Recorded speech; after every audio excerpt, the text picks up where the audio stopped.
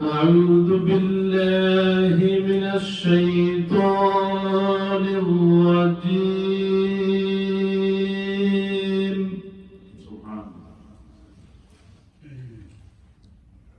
بسم الله الرحمن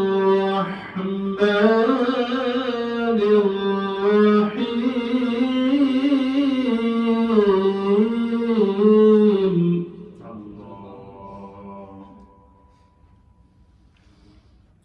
والتين والزيتون وطور سينين. سبحان الله. وهذا البلد الأمين.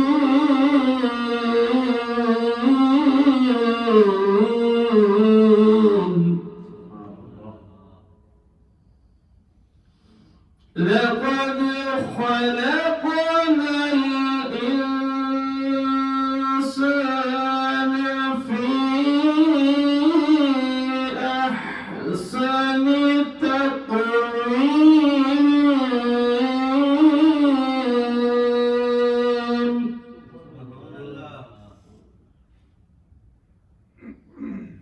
ثم رددناه أسفل سافلين.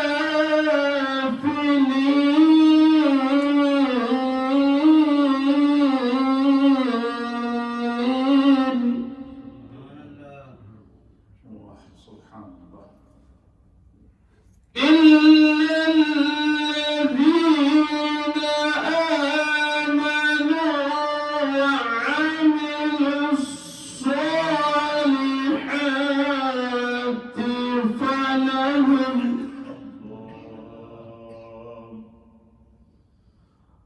فلهم أجر غير ممنون.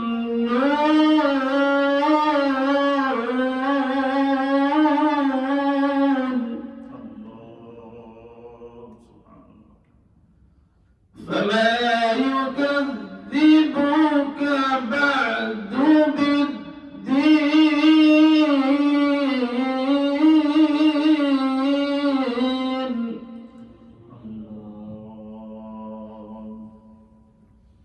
أليس الله بأحكم الحاكمين.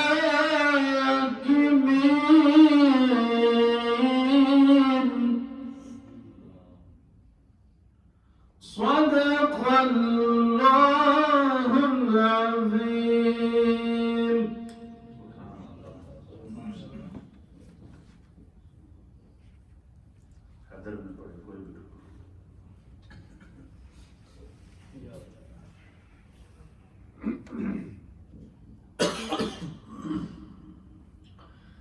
أعوذ بالله من الشيطان الرجيم.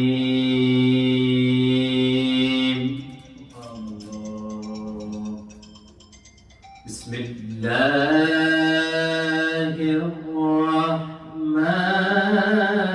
الرحيم.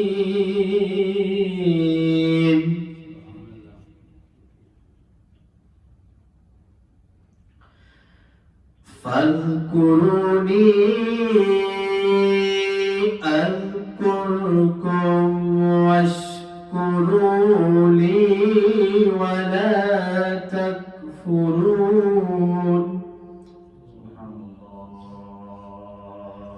يا أيها الذين آمنوا استعينوا بالصبر. يا أيها الذين آمنوا استعينوا بالصبر والصلاة إن الله مع الصابرين.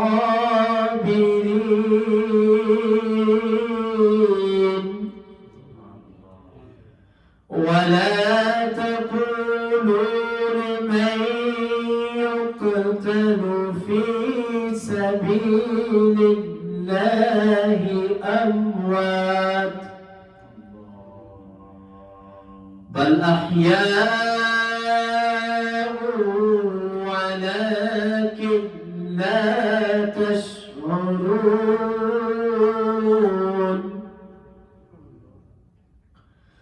ولنبلونكم بشيء من الخوف والجوع ونقص من الأموال والأنفس والثمرات وبشر الصابرين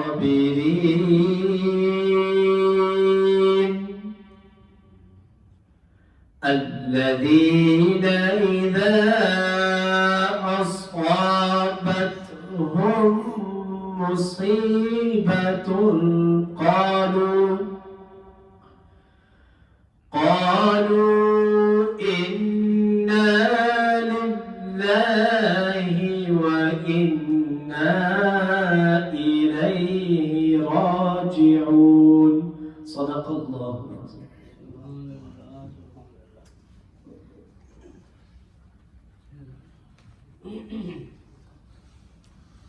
سبحان الله وبحمده سبحان الله العظيم.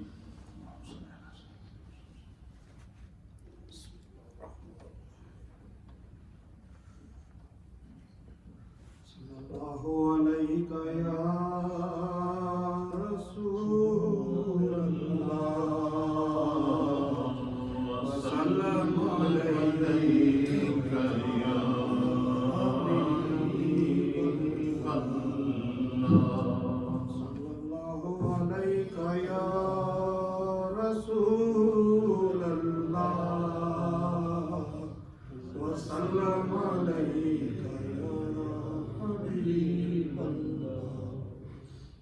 شیخ پنجابی دے حضرت ستی سلطان لوگ ماشاءاللہ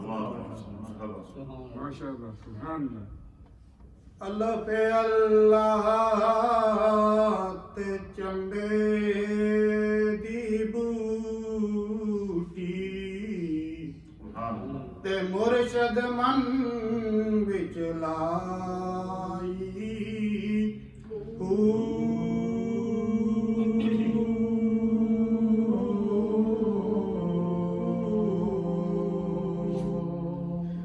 اندر بوٹی تے مشک مچائی تے جا پھولا تے آئی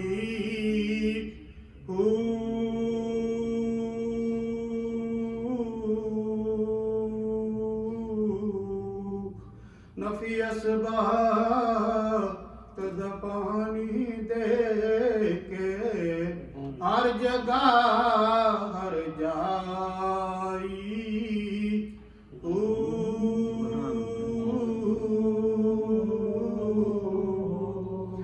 صدقے جاں اس مرشد تی میں جنہیں بوٹی لائی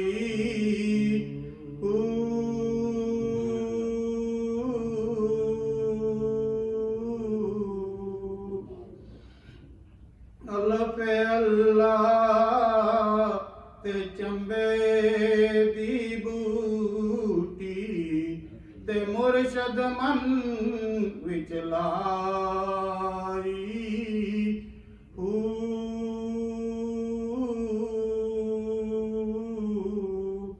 صدقے جاؤں کامل مرشد جنہیں بوٹی لائی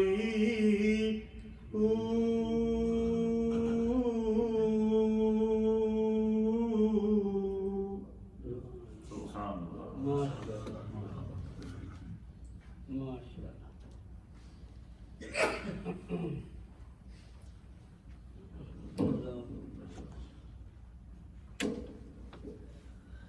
صلى الله عليك يا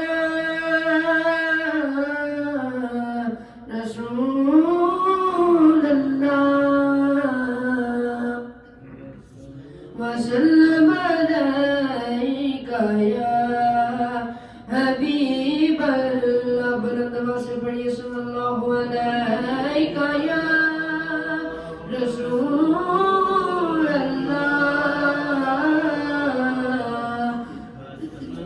علیہ یا حبیب اللہ چمک تجھ سے پاتے ہیں سب پانے والے چمک تجھ سے پاتے ہیں سب پانے والے میرا دل بھی چمکا دے چمکانے والے میرا دل بھی چمکا دے چمکانے والے برستا نہیں دیکھ کر اپنی رحمت برستا نہیں دیکھ کر اپنی رحمت بدروں پر بھی برسا دے برسانے والے بدروں پر بھی برسا دے برسانے والے مدینے کے ہت خدا تجھ کو لاکھے مدینے کے ہت خدا تجھ کو لاکھے غریبوں فقیروں کے ٹھہرانے والے غریبوں فقیروں کے ٹھہرانے والے تو زندہ ہے تو زندہ ہے تو زندہ ہے تو زندہ ہے میرے جسم عالم سے چھپ جانے والے چمک تجھ سے پاتے ہیں سب پانے والے میں مجرم ہوں آقا مجھے ساتھ لے لو میں مجرم ہوں آقا مجھے ساتھ لے لو کہ راستے میں ہے جا بجا تھانے والے چمک تجھ سے پاتے ہیں سب پانے والے چمک تجھ سے پاتے ہیں سب پانے والے میرا دل بھی چمکا دے چمکانے والے صلی اللہ علیہ یا رسول اللہ وسلم علیہ یا حبیب اللہ سب مل کے پڑھیے صلی اللہ علیہ یا رسول اللہ وسلم علیہ یا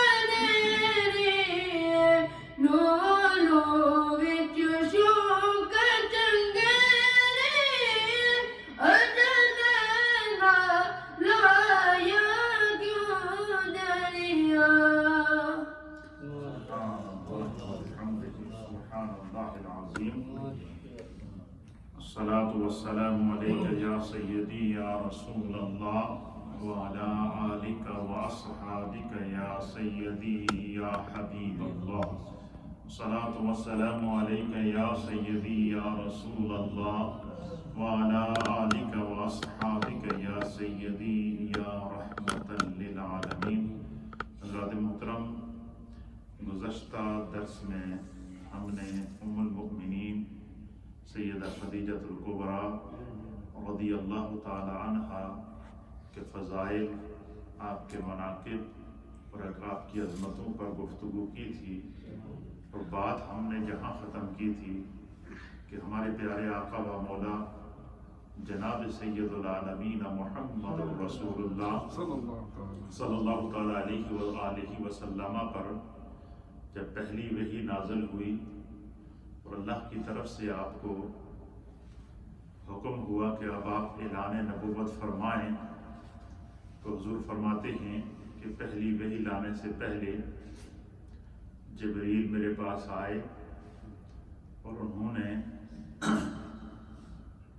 غار حرا کے اوپر اپنا پر مارا، تو وہاں جہاں حضور تشریف فرما تھے وہاں سے پانی کا چشمہ نکل آیا۔ پھر سرکار فرماتے ہیں کہ جبریل نے میرے سامنے وضو کیا اور مجھ سے فرمایا کہ رب چاہتا ہے کہ آپ بھی اس طرح ہر عبادت سے پہلے وضو کیا کریں۔ چونکہ وضو کا تذکرہ آ گیا تھا، محبت کی بات تھی، تو آج میں نے پھر اس کے متعلق چند احادیث جو اسلام کا تصور طہارت ہے، وضو ہے، پہ جب ذکر آ گیا تو پھر اس کو تھوڑا سا ہم بیان کر دیتے ہیں تاکہ ہمارا جو کہتے ہیں بات سے بات بنتی ہے۔ تو اب ایک بات تو آپ کے علم میں ضرور آئی ہوگی کہ وضو کی ابتدا کیسے ہوئی۔ پتہ چلا کہ وہی جس طرح اللہ تعالیٰ نے نازل کی ہے، پھر بعد میں قرآن میں سورۃ المائدہ کے اندر اللہ نے وضو کا طریقہ، جب وہی آدائے مصطفیٰ جو میرے مصطفیٰ نے وضو کیا اور جبریل نے آپ کے سامنے وضو کیا اور آپ نے جبریل کے سامنے وضو کیا، اور پہلے سرکار دو عالم صلی اللہ تعالیٰ علیہ وسلم نے اپنے ہاتھ مبارک دھوئے، پھر کلی کی، پھر ناک میں پانی ڈالا، پھر آپ نے چہرہ دھویا، سر کا مسح کیا، پاؤں دھوئے، ہاتھوں کو کونیوں سمیت دھویا۔ اللہ تعالیٰ نے میرے مصطفیٰ کی اس آداب کو پھر وحی کے ذریعے قرآن بنا کے دستور نازل کر دیا ہے ایمان کے لیے۔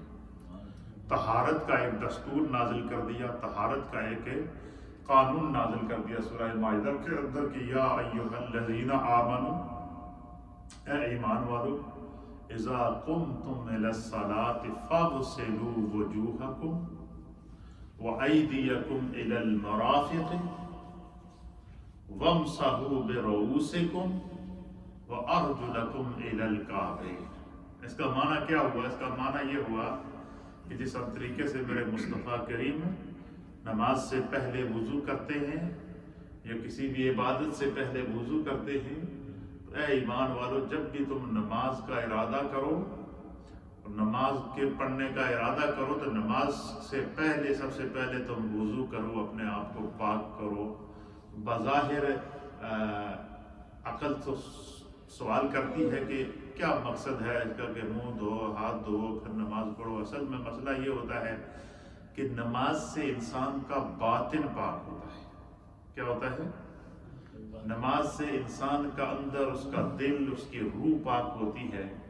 اللہ یہ چاہتا ہے کہ میرے بندے کا باطن پاک ہونے سے پہلے اس کا ظاہر بھی پاک ہو جائے اور گناہوں سے پاک ہو جائے، چونکہ ہم عشرۂ مغفرت میں داخل ہیں، اور یہ عشرۂ مغفرت یہ گناہوں سے مغفرت کا عشرہ ہے۔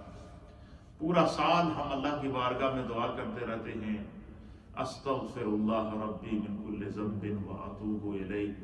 اے اللہ، ہم بہت گناہ گار ہیں، ہم سیاکار ہیں، ہم ڈوبے ہوئے ہیں، ہم کار مذلت میں پھنسے ہیں، ہم نے دانستہ گناہ بھی کیے ہیں، نادانستہ گناہ بھی کیے ہیں، عمدن گناہ بھی کیے ہیں، خطاً گناہ بھی کیے ہیں، ظاہر گناہ بھی کیے ہیں، اور باطن گناہ بھی کیے. یہ پورا سال ہم اپنی زبان سے اپنے گناہوں کو یاد کر کے استغفار کرتے رہتے ہیں، لیکن دل میں ایک کھٹکا رہتا ہے.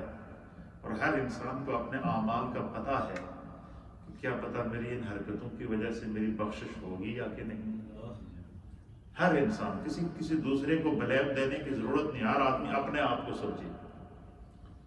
اس لیے فرمایا قرآن حکیم فرقان مجید کے اندر کہ فَاعْتَبِرُوا يَا أُولِي الْأَبْصَارِ. اللہ فرماتا ہے کہ اے وہ لوگوں جنہیں اللہ نے عقل دی ہے، بصیرت دی ہے، وہ کیا کرو، اللہ تعالیٰ کی قدرتوں سے کیا کیا، فَاعْتَبِرُوا، عبرت حاصل کیا کرو. فرمایا اللہ کی جو ہے وہ عقل اور بصیرت رکھنے والوں بصیرت رکھنے والوں نصیحت حاصل کرو.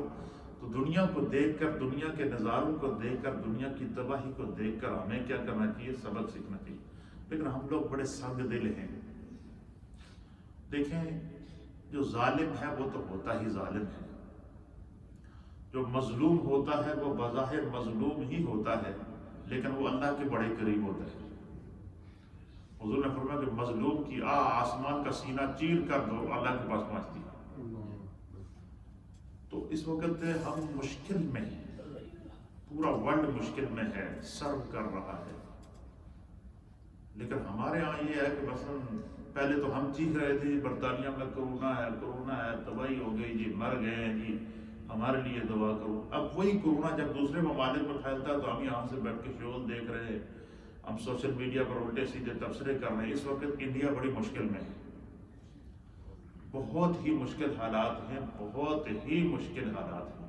آکسیجن وہاں نہیں ہے، ہاسپٹل میں گنجائش ہے ہی نہیں، لوگ مر رہے ہیں. اور جو ان کے شمشان گھاٹ ہیں وہ تو بالکل لاشوں کو کوئی ہاتھ لگانے والا بھی نہیں. اس سے بڑی کوئی آزمائش ہوگی. لیکن پھر بھی ہم اللہ کی بارگاہ میں دعا گو ہیں کہ اللہ تعالیٰ انسانیت سے اس آزمائش کو نکالے. اس کے اوپر بھی کچھ لوگ سوشل میڈیا پر مذاقیں اڑا رہے ہیں، انہوں نے کشمیر میں ظلم کیا ہے، ان کے سب یہ چیزیں آگے آئی ہوئی ہیں. کشمیریوں کے ساتھ تو جو ہو رہا ہے یا فلسطین کے ساتھ جو ہو رہا ہے وہ ہر مظلوم کے ساتھ جو ہو رہا ہے وہ تو ہے ہی ہے.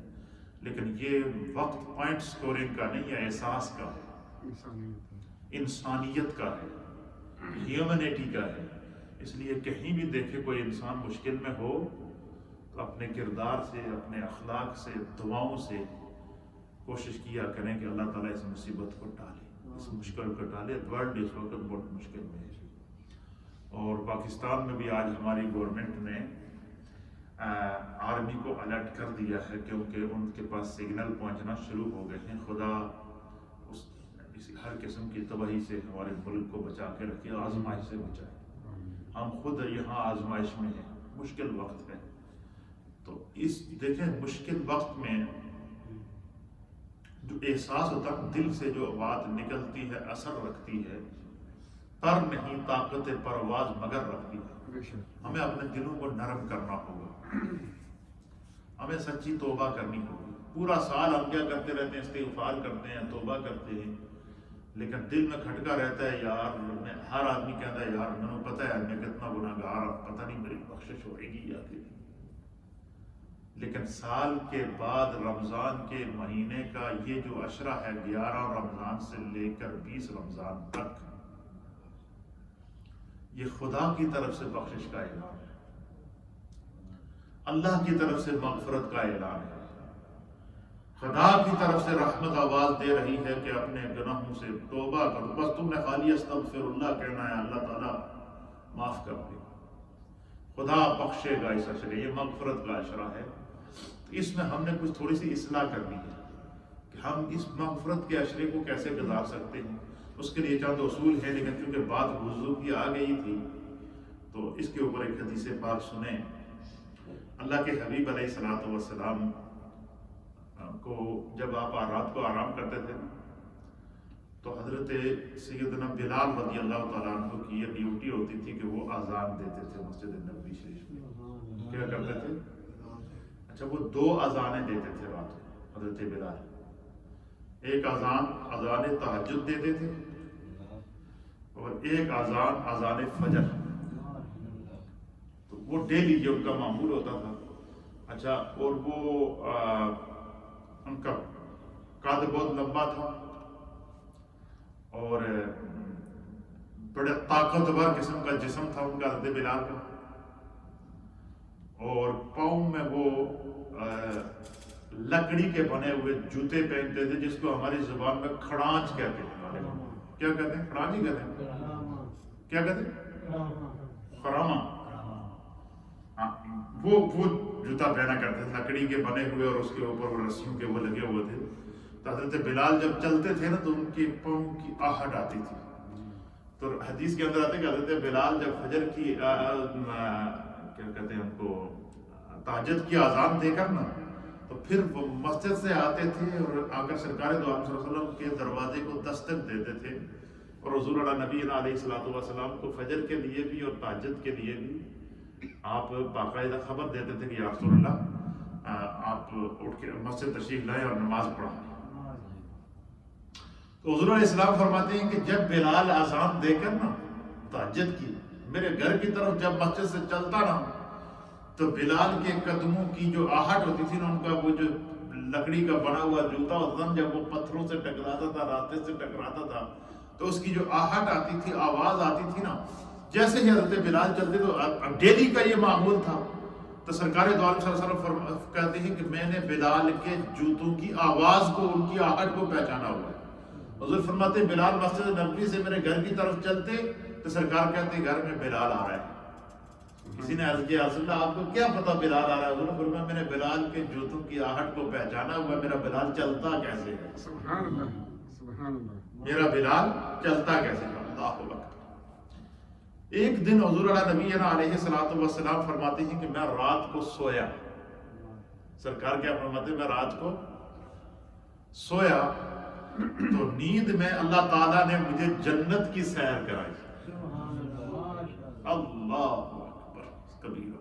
کیا فرماتے ہیں سرکار؟ میں رات کو سویا تو نیند میں مجھے اللہ نے جنت کی سیر کرائی، اور بڑا خوبصورت موتیوں کا بنا ہوا، نور کا بنا ہوا جنت میں محل.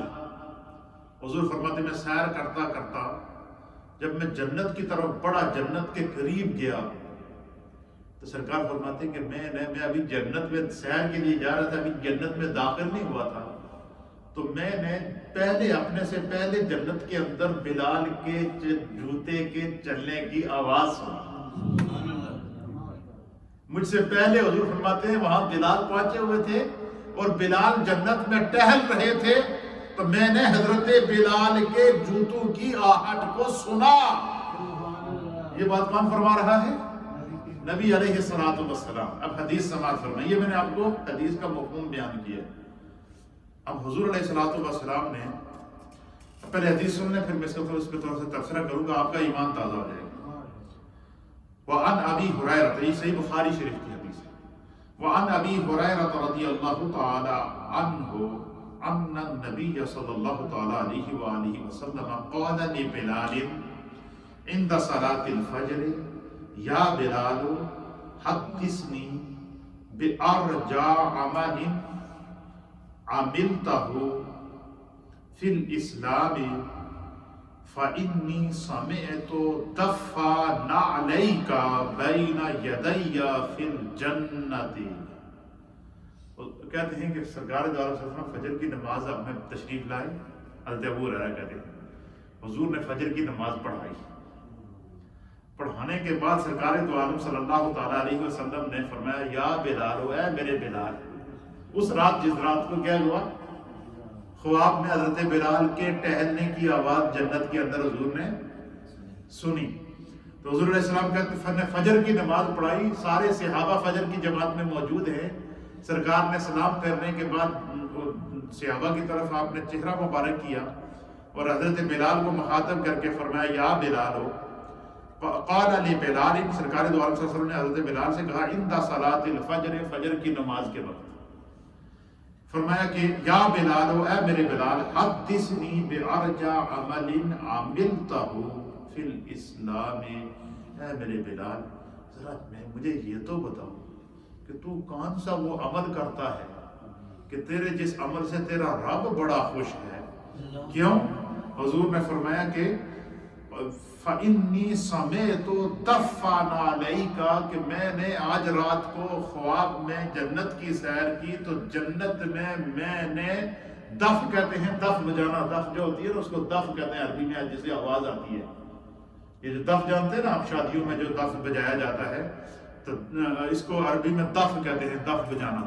اور حدیث کے اندر آتا ہے کہ جب حضور نبی علیہ الصلوۃ والسلام ہجرت کر کے مکہ سے مدینہ تشریف لائے تو اہل مدینہ جو ہے وہ گھروں کی چھتوں کے اوپر کھڑے تھے، راستوں پہ کھڑے تھے، اور مدینے کی بچیوں کے ہاتھوں میں دف تھے اور وہ دف بجاتے ہوئے پڑھ رہی تھی طلع البدر علینا من ثنیۃ الوداع وجبت شکر علینا ما دعا للہ داعی. تو حضور فرماتے ہیں کہ اے بلال مجھے ذرا یہ تو بتاؤ کہ تو وہ کون سا عمل کرتا ہے کہ تیرے جس عمل سے تیرا رب بڑا خوش ہے. فَإِنِّي سَمِعْتُ دَفًّا عَلَيْكَ میں نے تمہارے جوتوں کی آہٹ کو سنا، ان کی آواز کو سنا. بَيْنَ يَدَيَّ فِي الْجَنَّةِ جنت میں میرے تو پہلے تو جنت میں ٹہلدا پیا سے اور تیرے جوتیوں دی آواز مینوں آ رہی سی. تو یہ تو بتا کہ تو ہر وہ کون سا عمل کرتا ہے کہ جس کی وجہ سے تو رات کو بھی جنت میں گھومتا رہتا ہے. اللہ بھی چاہتا ہے کہ بلال جنت میں ٹہلتا ہی رہے. ایسا کون سا عمل کرتا ہے تو؟ ذرا اس عمل کو بیان فرما. حالانکہ حضور کو پتا تھا لیکن سرکار نے حضرت بلال سے کیوں کہلوایا؟ تاکہ قیامت تک آنے والی میری امت کو پتہ چل جائے کہ ایک عمل کی وجہ سے انسان جنتی بن جاتا ہے اور ایک ہی عمل کی وجہ سے انسان جہنمی بن جاتا ہے. اللہ اکبر. حضرت بلال نے عرض کیا کہ یا رسول اللہ میرے ماں باپ آپ پر قربان ہو جائیں. ما عملت عملا ارجا عندي انی لم اتطہر طہورا فی ساعت اللیل او نہار الا صلیت بذالک. حضرت بلال نے عرض کیا یا رسول اللہ میں تو گنہگار بندہ ہوں، آپ کی نگاہ کرم ہے کہ آپ نے مجھے جو ہے وہ اپنے قریب رکھا ہوا ہے اور ہر 5 نمازوں میں آپ کا دیدار کرتا ہوں. اللہ کے حبیب اور تو کوئی بات نہیں، لیکن ایک عادت میری بڑی پکی ہے جس کو میں نے کبھی نہیں چھوڑا جب سے آپ پر ایمان لایا. حضور نے فرمایا وہ کیا عادت ہے؟ حضرت بلال کہتے ہیں یا رسول اللہ جب بھی مجھے وضو کی ضرورت پڑتی ہے تو میں وضو کرتا ہوں اور وضو کرنے کے بعد میں 2 رکعت نماز تحیۃ الوضو پڑھتا ہوں. یہ میری زندگی کا پکا معمول ہے کہ میں وضو کرنے کے بعد 2 رکعت نماز تحیۃ الوضو کرتا ہوں. اللہ کو شاید میری یہی ادا پسند ہے. تو اللہ کے حبیب علیہ السلام نے فرمایا کہ جو ہے وہ جب یہ انہوں نے بیان کیا نا کہ اس سے زیادہ اور کوئی امید دلانے والا عمل نہیں ہے. جب کبھی کسی بھی وقت رات کو یا دن کو وضو کیا تو میں نے کچھ جو ہے وہ حتن مقصود نماز ادا کی تو حضور علیہ السلام نے فرمایا کہ میرے بلال تیرا یہی عمل تیرے رب کو بڑا پسند ہے، اس لیے تیرے لیے اللہ نے وکری جنت بنائی ہے. اب مجھے بتائیں کہ صرف وضو کر کے وضو کے بعد 2 رکعت نماز صلاۃ تحیۃ الوضو پڑھنے سے اگر جنت ملتی ہے تو جس وضو کرنے کے بعد بندہ نماز ادا کرتا ہے، جس وضو سے بندہ قرآن پڑھتا ہے، جس وضو سے بندہ باوضو رہتا ہے، اس لیے سرکار دو عالم صلی اللہ تعالیٰ علیہ وسلم نے فرمایا کہ جب بھی تمہیں وضو ٹوٹے تو فوراً وضو کر لیا کرو اور کوشش کیا کرو کہ ہمیشہ وضو کی حالت میں رہو کیونکہ زندگی کا کوئی پتہ نہیں ہے. سرکار نے فرمایا کہ جس شخص کی روح باوضو حالت میں قبض ہو جائے خدا اسے شہادت کی موت عطا فرماتا ہے. اللہ اسے شہادت کی موت عطا فرماتا ہے. یہ ہے وضو کی اہمیت. ایک اور حدیث میں یوں ارشاد فرمایا کہ جب کوئی مسلمان وضو کرے، سرکار دو عالم صلی اللہ علیہ وسلم نے فرمایا کہ جب کوئی مسلمان وضو کرے اور اچھی طرح وضو کرے، وضو کی سنتوں اور اس کے فرائض کا مکمل خیال رکھے اور خوب پانی دھیان کے ساتھ جو ہے وہ اعضائے وضو کو دھوئے، کوئی جگہ اس کی خشک نہ رہے، اور اسی طرح 2 رکعت نماز پڑھ لے، تو فرمایا کہ اس کے ظاہر اور باطن کے ساتھ ان دونوں رکعتوں کی طرف متوجہ رہے، اس کے لیے اللہ تعالیٰ اس پر جنت واجب کر دیتا ہے. اب مجھے بتائیں آپ کتنا، جنت بھی ہمارے اپنے ہاتھ میں ہے، جنت بھی اپنے اختیار میں ہے. اچھا جب 5 وقت کے لیے ہم وضو کرتے ہیں بغیر وضو کے تو کوئی بھی نماز نہیں پڑھتا، ایسا ہے یا نہیں ہے؟ کوئی بھی نہ نماز بغیر وضو کے ہوتی ہے۔ تو 5 وقت کے لیے جب بھی ہم وضو کرتے ہیں تو وضو کرنے کے بعد 2 رکعت نماز تحیۃ الوضو ضرور پڑھ لیا کریں، اس کو معمول بنا لیں۔ اللہ تعالیٰ بخشنے والا ہے، شاید یہی عمل ہماری نجات کا ذریعہ بن جائے۔ سبحان اللہ، سبحان اللہ۔ ہر بیماری کا علاج وضو ہے، کیونکہ حضور نبی علیہ الصلوۃ والسلام نے جو ہے وہ فرمایا کہ الطہور شطر الایمان، صفائی ایمان کا حصہ ہے۔ قبلہ اس طرح توجہ دلائی کہ دیکھیں اس وقت یہ جو کرونا وائرس کی وبا پھیلی ہے، اس کا علاج ڈاکٹر کیا بتا رہے ہیں؟ یہ نہیں بتا رہے ہیں گولیاں کھاؤ، یہ نہیں کہہ رہے ہیں کہ بھائی، یہی کہہ رہے ہیں کہ ہاتھ دھو، چہرے دھو، کلی کرتے رہو، منہ اچھی طرح صاف رکھو، اپنے آپ کو صاف رکھو، تاکہ جو جراثیم ہیں، جو بیکٹیریا ہیں، وہ جو ہے وہ وضو کرنے سے دھل جاتے ہیں۔ تو اب دیکھیں حدیث پاک کے اندر، میں نے کل بھی اس طرف اشارہ دیا تھا، نبی پاک صلی اللہ علیہ وسلم فرمایا کہ جب بندہ وضو کرتا، آج کی جو میڈیکل سائنس ہے اس نے کیا کہا ہے؟ اس نے کہا ہے کہ وضو کرنے سے، ہاتھ دھونے سے، منہ دھونے سے اور اعضائے وضو دھونے سے کیا ہوتا ہے؟ بیکٹیریا گر جاتے ہیں۔ کیا گر جاتے ہیں؟ جراثیم جو ہوتے ہیں، جو وبا پھیلاتے ہیں، وہ کیا ہوتے ہیں؟ گر جاتے ہیں، دھونے سے صاف ہو جاتے ہیں۔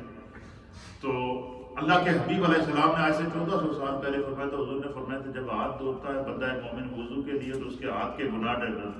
گناہ کیا ہے؟ یہ بیکٹیریا ہی تو ہے۔ گناہ ہر وہ چیز ہے جو انسان کو نقصان پہنچا رہی ہے، ہر وہ چیز ہے جو ہمارے اعمال کے لیے تباہی کا باعث ہے۔ تو فرمایا کہ جب ہاتھ دھوتا ہے تو ہاتھ کے گناہ ڈل جاتے ہیں، جب منہ دھوتا ہے تو منہ کے گناہ دھل جاتے ہیں، جب کلی کرتا ہے تو منہ کے اندر کے گناہ نکل جاتے ہیں، جب سر کا مسح کرتا ہے تو سر کے گناہ ڈل جاتے ہیں، اور پاؤں دھوتا ہے تو پاؤں کے گناہ دھل جاتے ہیں۔ نماز پڑھنے سے پہلے صرف ایک وضو سے سر سے لے کر پاؤں تک انسان گناہوں سے پاک ہو جاتا ہے۔ یہ اتنی بڑی جو ہے وہ اللہ کی طرف سے یہ انعام ہے اہل ایمان کے لیے۔ اور اسی طریقے سے وضو عبادت کے لیے انتہائی ضروری اور لازمی ہے۔ تو وضو کی ابتدا کب ہوئی تھی؟ جب وحی نازل ہوئی، پہلی وحی نازل ہوئی تھی، تو اس سے پہلے طریقہ وضو لے کر جبریل دنیا میں آئے، اور جبریل علیہ السلام نے سرکار کے سامنے وضو کیا اور عرض کیا کہ یا رسول اللہ، میرا رب چاہتا ہے کہ آپ ہر عبادت سے پہلے جب بھی آپ چاہیں تو اس طرح وضو کر لیا کریں، اس سے اللہ تعالیٰ خوش ہوتا ہے۔ اور سرکار نے پھر وہ وضو کا طریقہ آ کر سب سے پہلے کس کو سکھایا؟ ام المؤمنین سیدہ خدیجہ الکبریٰ رضی اللہ تعالیٰ عنہا۔ یہ ہے اسلام کی، یہ اسلام کا وہ مزاج ہے کہ اسی طریقے سے طہارت کے اوپر، صفائی کے اوپر حضور علیہ السلام نے مسجد کی صفائی کی فضیلت الگ بیان کی ہے، گھر کی صفائی کی فضیلت الگ بیان کی ہے، بدن کی صفائی کی فضیلت الگ بیان کی ہے، کپڑوں کی صفائی کی فضیلت الگ بیان کی ہے، اور اسی طریقے سے جسمانی اور روحانی طہارت کی فضیلتوں کو اللہ تعالیٰ نے بیان فرمایا ہے۔ حتیٰ کہ یہاں تک کہ میرے مصطفیٰ کی مجلس میں جب باوضو ہو کر صحابہ آتے اور مصطفیٰ کریم کی معیت میں، آپ کی امامت میں نماز ادا کرتے، اور پھر سرکار مصلی پر اس طرح بیٹھ کے ان کی طرف جب متوجہ ہوتے، حضور علیہ السلام جب ان پر نگاہ نبوت فرماتے نا، اللہ اس منظر کو فرماتا ہے کہ میرے مصطفیٰ خالی ان پر نگاہ فرماتے تھے، وَيُزَكِّيهِمْ، اللہ انہوں کا ظاہر اور باطن دوئے پاک کرتا تھا۔ نگاہ مصطفیٰ باطن کو بھی پاک کر دیتی تھی، نگاہ مصطفیٰ ظاہر کو بھی پاک کر دیتی تھی، اور یہ فیضان مصطفیٰ ہے۔ اور علماء اور محدثین نے لکھا ہے کہ یہ جو ہم اکثر کہتے ہیں کہ آپ نبی پاک کی سنت پر عمل کریں، اکثر ہم یہ دل دیتے ہیں کہ سنت رسول کو کبھی نہ چھوڑیں۔ علماء نے لکھا کہ سنت رسول کو اپنانے کا جہاں اور فائدہ ہے، وہاں ایک فائدہ یہ ہے کہ جس طرح حضور علیہ السلام کی ظاہری حیات میں سرکار دو عالم صلی اللہ علیہ وسلم صحابہ اکرام کے ظاہر اور باطن کو پاک کر لیتے تھے۔ فرمایا جو شخص دنیا میں رہ کر، چاہے وہ مرد ہو یا عورت ہو، وہ جب سرکار دو عالم صلی اللہ علیہ وسلم کی کسی ایک سنت کو زندہ کرتا ہے، اللہ تعالیٰ ان کو اندر اور باہر سے پاک کر دیتا ہے۔ کیوں؟ کہ اس نے طریقہ مصطفیٰ کو ادا کیا ہے، اس نے ادائے مصطفیٰ کو زندہ کیا ہے، اس نے مصطفیٰ کریم کے سکھائے ہوئے طریقے اور سلیقے کو کیا کیا ہے؟ اپنی زندگی کا شعار بنایا ہے۔ تو یہ صحابہ اکرام رضوان اللہ تعالیٰ علیہم الامور اجمعین حضور علیہ الصلوۃ والسلام سے، اور اس حد تک صحابہ اکرام کہ صلح حدیبیہ کا موقع ہے اور کفار مکہ کی جانب سے عروہ بن مسعود ثقفی، یہ بعد میں ایمان لے کر آئے تھے، صلح حدیبیہ کے موقع پر اس عروہ بن مسعود ثقفی کو کفار نے اپنا سفیر بنا کر بھیجا مذاکرات کے لیے۔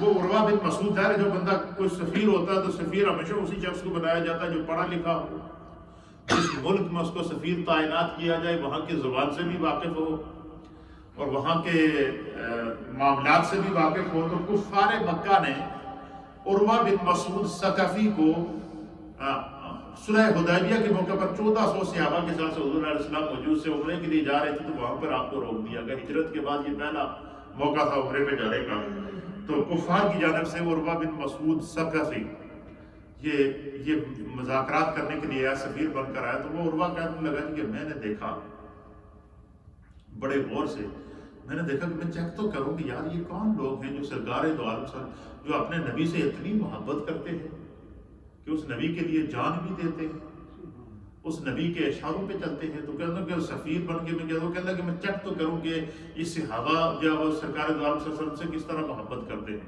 حالانکہ اس وقت تک عروہ بن مسعود ایمان نہیں لائے تھے، وہ ایک ثقافتی نظر سے اور ایک سفیر ہونے کی نظر سے وہ پورے واقعے کو دیکھ رہے تھے۔ اس عروہ نے کہا کہ میں نے بڑا عجیب و غریب منظر دیکھا، میں نے دیکھا کہ حضور علیہ السلام کی بارگاہ میں جو 1400 صحابہ تھے نا، وہ ہر وقت باادب کھڑے رہتے تھے یا بیٹھے رہتے تھے۔ جب بھی سرکار کے سامنے بیٹھتے تو دو زانوں بیٹھتے، دست بستہ بیٹھتے۔ جب سرکار بھی ان کے ساتھ بات کرتے تو وہ اپنی اس طرح سروں کو جھکا دیتے تھے، باادب ہو کر باتوں کو سنا کرتے تھے۔ اور حضور علیہ السلام نے کسی کام کا حکم دے تو ایک دوسرے کو اس کام کو انجام دینے کے لیے ایک دوسرے پہ جھپٹ پڑتے تھے، اور ہر ایک کی یہ خواہش ہوتی کہ سرکار کے اس حکم پر میں عمل کروں۔ پھر اس عروہ بن مسعود نے کہا کہ پھر میں نے ایک دفعہ اور بڑا عجیب و غریب منظر دیکھا، میں نے دیکھا کہ حضور نبینا علیہ الصلوۃ والسلام وضو فرما رہے ہیں۔ کیا کر رہے ہیں؟ صلح حدیبیہ کے موقع پر حضور وضو فرما رہے ہیں، اور صحابہ اکرام رضوان اللہ تعالیٰ علیہم اجمعین چاروں طرف حضور علیہ الصلوۃ والسلام کے سامنے ایک دائرہ بنا کر کھڑے ہیں، اور جیسے سرکار وضو کے لیے ہاتھ دھوتے نا، اور حضور کے ہاتھوں سے لگ کر گرنے والا جو پانی تھا وہ زمین پر گرنے سے پہلے صحابہ اس کے نیچے اس طرح اپنے ہاتھ پھیلاتے، اس پانی کو زمین پر نہیں گرنے دیتے۔ کیا کرتے؟ اس پانی کو زمین پر نہیں گرنے دیتے، اور وہ کیا کرتے کہ وہ اپنے ہاتھوں پہ اٹھاتے، اپنے چہروں پر ملتے، اپنے جسم پر ملتے، سرکار کے ہاتھوں سے لگا ہوا پانی اس کو کیا کرتے۔ اور جن صحابہ کی تعداد بہت زیادہ تھی تو جو وہاں نہیں پہنچ سکتے تھے، تو جس صحابی کے ہاتھ کے ساتھ مصطفیٰ کے وضو والا پانی لگ جاتا تو وہ اپنے ہاتھ کو اس کے ہاتھ سے مس کر کے اپنے جسم پر اور چہرے پہ بنتا تھا۔ عروہ بن مسعود کہتا ہے کہ میں نے بڑا عجیب و غریب منظر دیکھا۔ پھر اس نے کہا جی کہ میں نے ایک اور منظر دیکھا کہ حضور علیہ الصلوۃ والسلام نے کھانسا، اور آپ کو کوئی بلغم وغیرہ کوئی تھوک مبارک آئی تو آپ نے ایک سائڈ پر تھوک دیا، اور تھوک دیا تو حضور علیہ السلام مصروف ہو گئے اپنے۔ تو کسی ایک صحابی کو میں نے دیکھا، عروہ بن مسعود ہے، میں نے دیکھا کہ وہ خاموشی سے گیا، اس نے چپکے سے سرکار دو علیہ وسلم کے اس تھوک مبارک کو اٹھایا، اس کو اپنے ہاتھوں پر، اپنے سر پر، اپنے جسم پر ملا اور چل دیا۔ وہ کہتا ہے وہ سارا پوائنٹ لکھ رہا تھا۔ پھر وہ جب دوبارہ مکہ گیا عروہ بن مسعود، اس نے سارے اہل مکہ کو جمع کیا، سرداران قریش کو جمع کیا۔ تو اس نے کہا جی کہ تم نے مجھے سفیر بنا کر بھیجا تھا، میں نے ان کے ساتھ جو معاہدے کیے ہیں انہوں نے اس معاہدے پر عمل کر دیا، اور معاہدہ بائی ریٹن بھی موجود ہے، لیکن میں تمہیں آج ایک مشورہ دیتا ہوں، ایک صلاح دیتا ہوں۔ عروہ بن مسعود نے کیا کفار مکہ سے کہا، خود حالانکہ ابھی تک ایمان نہیں لائے تھے، کفر کی حالت میں تھے، ان سے کہا کہ میں تمہیں مشورہ دیتا ہوں کہ تم محمد عربی کی مخالفت کو چھوڑ دو، تم محمد عربی کی دشمنی کو چھوڑ دو، ان کی مخالفت کو چھوڑ دو۔ انہوں نے کہا چنگا بندہ ہے تو انہوں نے سفیر بنا کے بھیجا تو آگے انہوں نے ایک گیت گاتا ہے، وجہ کیا ہے؟ اس نے کہا جی کہ میں نے ایک منظر دیکھا، میں تمہارے سامنے بیان کرتا ہوں۔ انہوں نے کہا جی کیا دیکھا؟ انہوں نے کہا جی میں نے دیکھا کہ حضور علیہ السلام سے جو محبت کرتے ہیں صحابہ، وہ دست بستہ ان کے سامنے کھڑے ہوتے ہیں، دو زانوں ان کے سامنے بیٹھتے ہیں، سروں کو جھکا کر جب وہ بات کرتے ہیں تو سروں کو جھکا کر باادب ان کے ارشادات کو لکھتے بھی ہیں، پڑھتے بھی ہیں، سنتے بھی ہیں، اور جب وہ وضو کرتے ہیں تو ان کے جسم کے ساتھ لگا ہوا پانی زمین پر گرنے سے پہلے اپنے جسموں پر مل لیتے ہیں، تو میں تو اس تجزیے پر پہنچا ہوں کہ جس نبی کے صحابہ اس کے جسم کے ساتھ لگا ہوا پانی زمین پر نہیں گرنے دیتے، وہ اس نبی کا خون کیسے زمین پر گرنے دیں گے؟ لہٰذا میں ایز اے سفیر، ایز اے دانشور، جو خدا نے مجھے سوچ سمجھ دی ہے، اس کے تحت تمہیں مشورہ دوں گا کہ محمد عربی سے جنگ نہ کرنا، اور یہ ذہن سے نکال دو کہ تم ان کا خون بہاؤ گے۔ جس نبی کے غلام اس نبی کے ہاتھوں کے ساتھ لگا ہوا پانی زمین پر نہیں گرنے دیتے، وہ اس نبی کا خون کیسے زمین پر گرنے دیتے؟ یہ صحابہ اکرام کی محبت تھی، یہ ان کی الفت تھی۔ وعن ابن عمر رضی اللہ تعالی عنہ، حضرت سیدنا ابن عمر رضی اللہ تعالیٰ عنہ بیان کرتے ہیں کہ قال رسول اللہ صلی اللہ تعالیٰ علیہ وآلہ وسلم، حضور علیہ السلام نے وضو کی فضیلت کو بیان کرتے ہوئے ارشاد فرمایا، حضور نے فرمایا کہ لا تقبل صلاة بغیر طہور ولا صدقۃ من غلول۔ حضور علیہ السلام نے فرمایا کہ میری ہدایت کے ستاروں، یاد رکھو کہ بغیر وضو کے کبھی نماز اللہ کی بارگاہ میں قبول نہیں ہوتی۔ وضو کو اس لیے کہتے ہیں کہ نماز کے شرائط میں سے سب سے پہلی شرط طہارت ہے۔ یہ اسلام کا مزاج ہے کہ اسلام پاکیزگی کیسے سکھاتا ہے۔ طہارت کیا ہے؟ نماز کے شرائط میں سے پہلی شرط کیا ہے؟ طہارت۔ اور طہارت صرف یہی نہیں کہ وضو کے ساتھ طہارت ہو، نہیں، طہارت کی فقہاء نے اقسام لکھی ہے۔ فرمایا کہ طہارت یہ ہے کہ بندے پر اگر غسل فرض ہے تو وہ غسل کرے، یہ طہارت۔ بندہ اگر بے وضو ہے تو وہ نماز سے پہلے وضو کرے۔ طہارت کے لیے، نماز کے لیے طہارت کے لیے وضو کا ہونا ضروری، نماز کے لیے طہارت کے لیے جسم کا پاک ہونا ضروری، نماز کی طہارت کے لیے فرمایا جو انسان نے لباس پہنا ہوا لباس کا پاک ہونا ضروری۔ پتہ چلا ناپاک کپڑے اگر کسی نے پہنے ہوئے ہیں تو نماز ادا کرے گا تو نماز نہیں ہوگی۔ پھر اس لیے فرمایا کہ نماز کے لیے جس جگہ نماز پڑھ رہا ہے اس جگہ کا پاک ہونا ضروری ہے، جس جگہ نماز پڑھ رہا ہے اس جگہ کا پاک ہونا ضروری ہے۔ یہ طہارت، جگہ کا پاک ہونا، جسم کا پاک ہونا، لباس کا پاک ہونا، یہ نماز کے لیے کیا کہ یہ طہارت کی شرط رکھ دی گئی ہے۔ اس لیے حضور علیہ السلام نے فرمایا کہ بغیر وضو کے نماز نہیں ہوتی۔ اور چوری کیے ہوئے مال غنیمت سے اگر کسی نے صدقہ کیا تو چوری کے مال سے صدقہ قبول نہیں ہوتا۔ یہ کیا ہے؟ یہ پاکیزگی ہے کہ گویا کہ حضور فرماتے ہیں کہ جس طرح ہمارا جسم پاک ہوتا ہے تو دھونے کے ساتھ، غسل کے ساتھ، وضو کے ساتھ، اسی طریقے سے اگر انسان چاہے کہ اس کا مال پاک ہو، فرمایا وہ اپنے مال سے صدقہ نکالے۔ اگر وہ مال نصاب کو پہنچتا ہے تو اس سے زکوٰۃ ادا کرے۔ فرمایا اس سے کیا ہوتا ہے؟ انسان کا مال بھی پاک ہو جاتا ہے۔ تو فرمایا کہ وضو سے انسان کے اعضائے جسمانی پاک ہوتے ہیں، اور روزہ جو انسان رکھتا ہے روزے سے انسان کے باطنی اعضاء کو اللہ پاک کرتا ہے۔ لعلکم تتقون، تاکہ خدا تمہیں متقی بنا دے، پرہیزگار بنا دے۔ یہ وضو کا چونکہ ذکر آ گیا تھا اس لیے میں نے یہ 2-3 احادیث آپ کی خدمت میں پیش کر دی ہیں۔ اب ہم نے آج چونکہ کتنے منٹ ہو گئے؟ 35، ٹھیک ہے۔ آج چونکہ عشرۂ مغفرت ہمارے درمیان شروع ہو گیا ہے،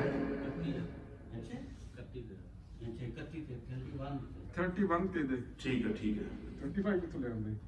چلو جو ہے وہ عشرۂ مغفرت ہمارے درمیان کیا ہے؟ موجود ہے۔ اللہ تعالیٰ کا ہم پر کرم ہے، فضل ہے، اس کی عطا ہے۔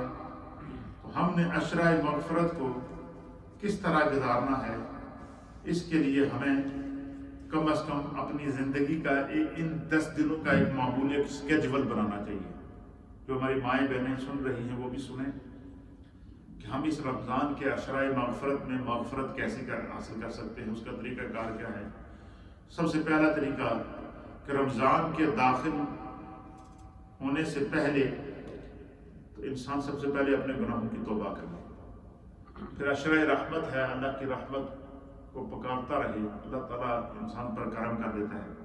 فرمایا کہ اپنے گناہوں سے سچی توبہ کریں، اور انسان غور کرے کہ اللہ نے مجھے اپنے کرم سے اس زندگی میں عشرۂ مغفرت عطا کیا ہے اور خدا کی طرف سے مغفرت کا اعلان ہے، لہذا غور کرے کہ میرے وہ کون سے اعمال ہیں جن کی وجہ سے میں خود سمجھتا ہوں کہ شاید میری مغفرت نہ ہو سکے۔ کتنا آسان نسخہ ہے بتائیں مجھے۔ ہر انسان چاہے وہ مرد ہو یا عورت ہو، وہ عشرۂ مغفرت میں ہم داخل ہیں۔ سب سے پہلے تو یہ ہم حساب کریں، ہر آدمی اپنا احتساب خود کرے کہ وہ ہم نے کون سے گناہ کیے ہوئے ہیں جن کا ہمیں علم ہے کہ شاید ہمارے ان گناہوں کی وجہ سے ہماری مغفرت نہ ہو سکے۔ فرمایا کہ سب سے پہلے ان گناہوں سے سچی توبہ کرے۔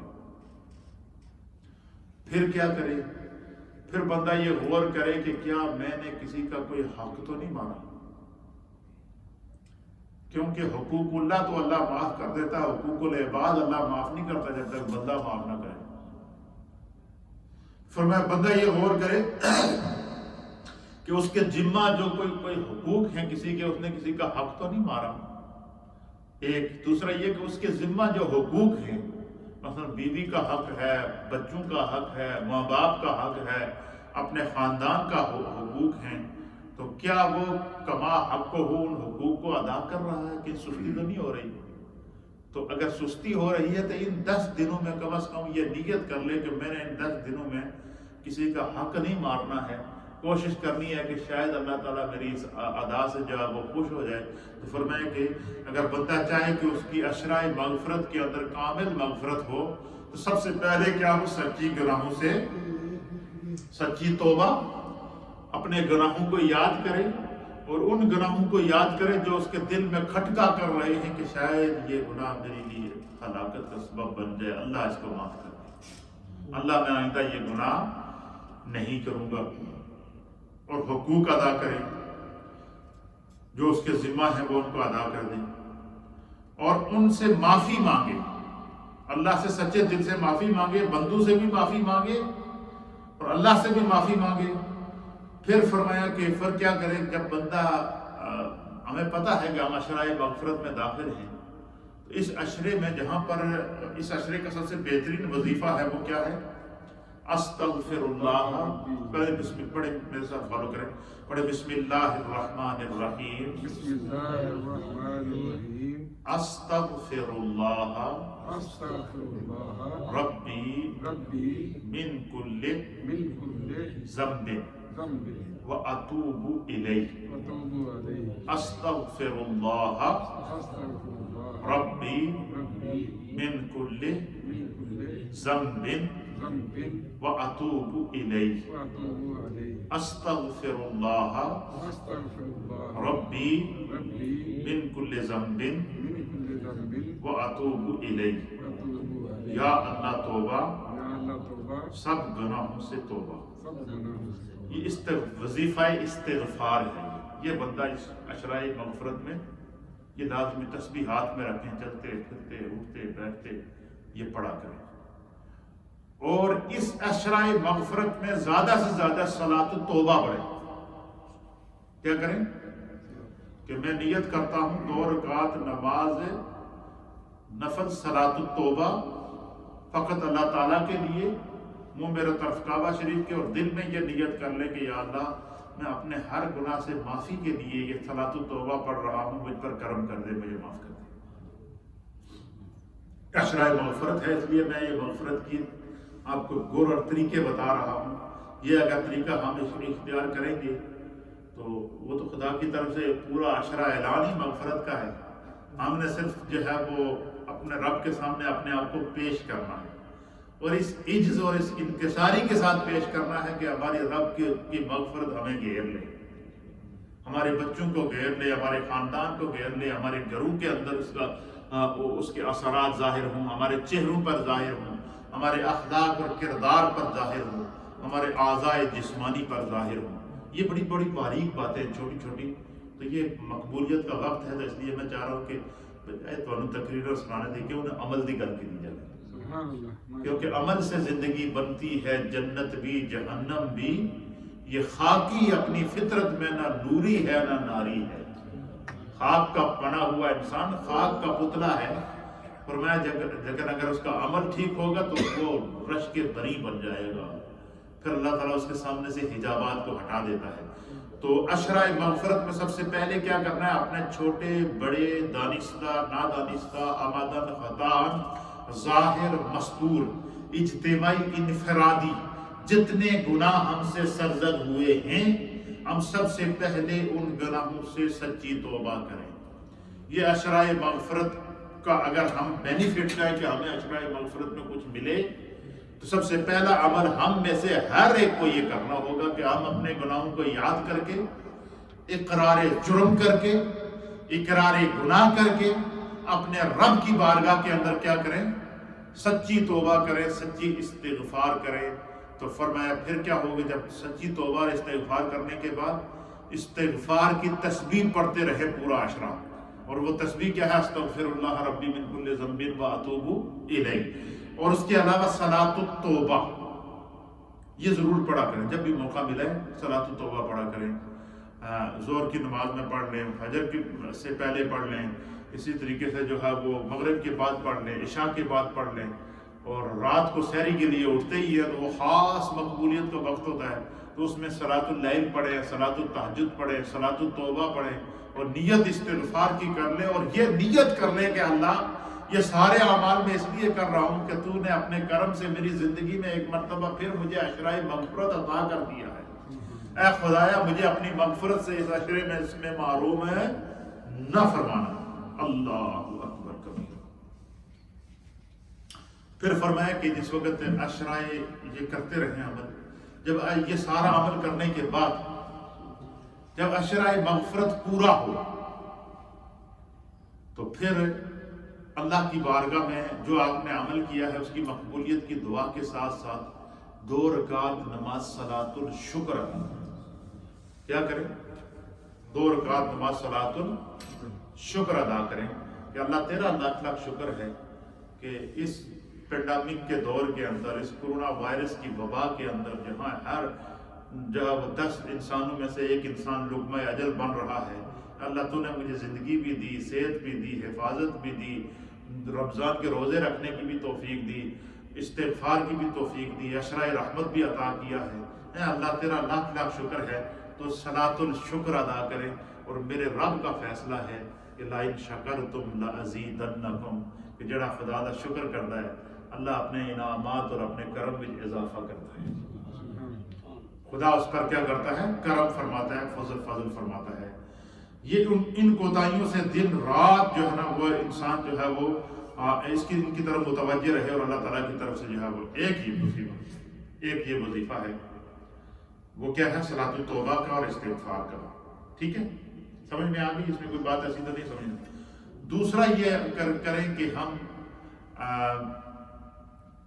چونکہ یہ تقریباً کچھ 6-7 پوائنٹ میں نے نوٹ کیے ہیں جو میں چاہ رہا ہوں کہ ہم عشرہ مغفرت میں وہ کریں، تاکہ ہمیں اس عشرے کی اہمیت کو پتہ چلے اور اس کی عظمت کی طرف ہم جائیں۔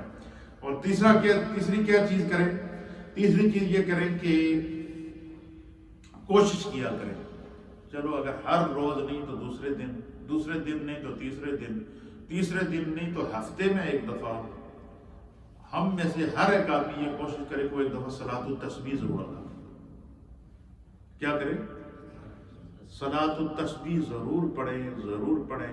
حضور نے فرمایا کہ جس نے زندگی میں ایک دفعہ صلاۃ التسبیح پڑھ لی خدا اس کی مغفرت کر دے گا، اور جڑا ہر ہفتے پڑھے یا ہر روز پڑھے اس کی عالم کا کیا اندازہ ہوگا۔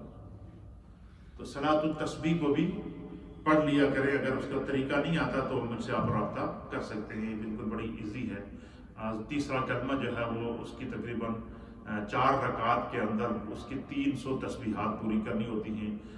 وہ طریقہ کار سارا نیٹ کے اوپر بھی موجود ہے، اور میری فیس بک کے اوپر بھی آپ کو مل جائے گا، اور میں اس کو پہلے اگلے 2-3 دروس میں پہلے میں بیان بھی کر چکا ہوں۔ صلاۃ التسبیح پڑھیں تو یہ اگر کسی بھی وقت جب بھی ممکن ہو تو صلاۃ التسبیح ضرور پڑھ لیا کریں، اور اس عشرہ مغفرت میں ایک دفعہ تو ضرور پڑھیں۔ جو ہماری مائیں بہنیں سن رہی ہیں ان کی خدمت میں بھی گزارش ہے یہ عشرہ مغفرت میں ایک دفعہ ضرور اپنے گھر میں ہر میری ماں اور ہر میری بہن جو نماز پڑھ سکتی ہے اس کی خدمت میں گزارش ہے کہ وہ صلاۃ التوبہ بھی پڑھے اور صلاۃ الشکر بھی پڑھے ان دنوں میں، مغفرت کے دنوں کے اندر، اور صلاۃ التسبیح بھی اپنے گھر میں ضرور پڑھیں ایک دفعہ۔ یہ بڑا ہی مجرب اور بڑی ہی کام کی باتیں ہیں۔ اللہ تعالی ہمیں جو ہے وہ اس کو سمجھنے کی توفیق عطا فرمائے۔ اچھا، ہر جائز کام کو شروع کرنے سے پہلے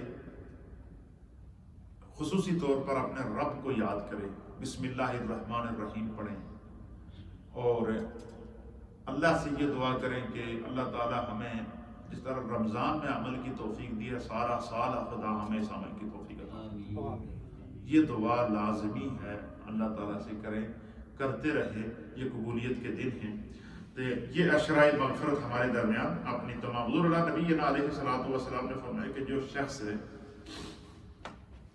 استغفار کو اپنا معمول بنا لیتا ہے، توبہ کو اپنا معمول بنا لیتا ہے، استغفار کو اپنا معمول بنا لیتا ہے، تو اللہ تعالیٰ کو بندے کا توبہ کرنا اتنا پسند ہے کہ خدا اس کی توبہ کو بھی قبول کرتا ہے، اور اللہ اس کو وہاں سے رزق عطا کرتا ہے جہاں سے اس کے بہن و گمان میں بھی نہ ہو، یعنی غیب سے اللہ اس کی مدد فرماتا ہے۔ تو یہ خدا کے کرم کے دن ہیں، فضل کے دن ہیں، اللہ ہمیں اس کو سمجھنے کی توفیق عطا فرمائے۔ تو عشرہ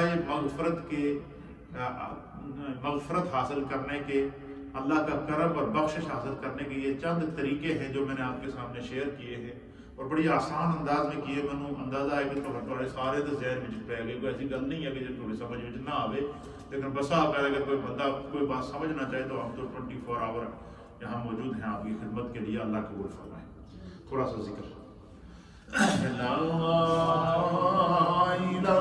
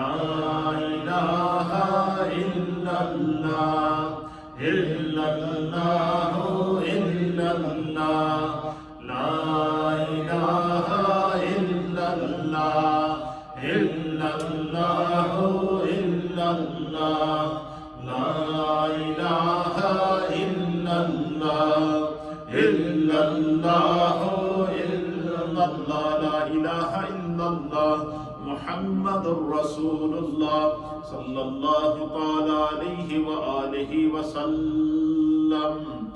اللہ اللہ اللہ اللہ اللہ اللہ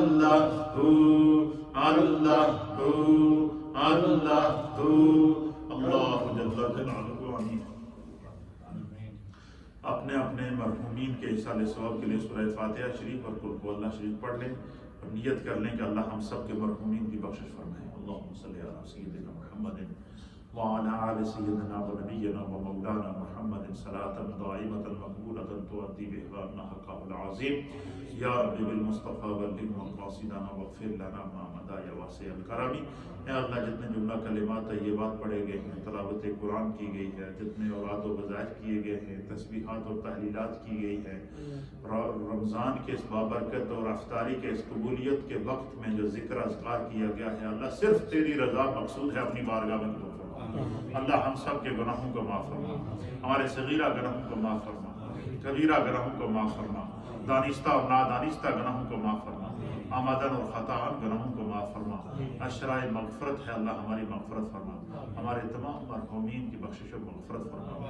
اللہم انی لک صمت وبک آمنت وعلیک توکلت وعلی رزقک افطرت برحمتک یا ارحم الراحمین.